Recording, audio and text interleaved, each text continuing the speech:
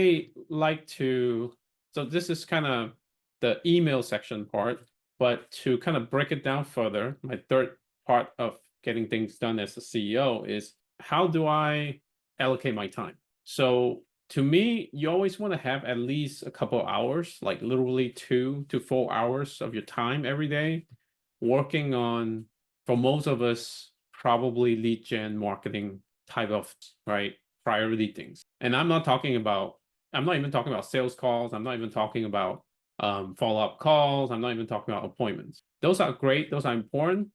But then I'm talking about getting your pipeline full on the front, which means lead generation marketing 2 to 4 hours a day. That should be like non-negotiable. Sure. Some days you got a hot lead, they're ready to go, screw up your whole day, get it. But it is what it is. But whenever possible, you want to block off the time to like really tackle that big piece.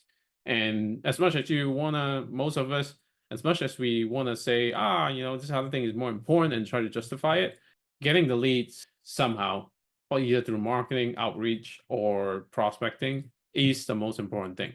And happy to debate with anybody, but that's the most important thing. That I want to block off every day, at least 2 hours. But even before that, I also like to block off at least 1 hour for just maintenance. So what's maintenance? Is exactly the stuff that that I'm listing as like next actions and waiting for in the email or not, or maybe phone calls and stuff. Like the like you're not gonna be able to sustain a growing business if you keep letting things fall apart, right? You keep creating chaos and then everyone's waiting for you to get back to them. Things are not moving forward because you're the bottleneck. So that maintenance part is actually key because then you get to move things forward, right? So no one has to wait for Ken, no one has to wait for Kat, or no one has to wait for Jordan. Things will move.